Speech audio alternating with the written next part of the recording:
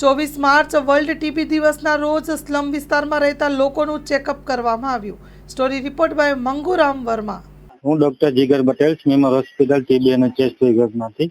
આજે 24 માર્ચ નિમિત્તે world TB ડેના નિમિત્તે અંડર ગ્રેજ્યુએટ અને પોસ્ટ ગ્રેજ્યુએટ વિદ્યાર્થીઓ દ્વારા પાટીચાલ વિસ્તારમાં ટીબીના અવેરનેસ પ્રોગ્રામ કરવામાં આવેલ, જેના દ્વારા સ્પુટમ કલેક્શન અને ફિલ્ડ વિઝિટ કરીને લોકોને અવેરનેસ કરવામાં આવેલ છે.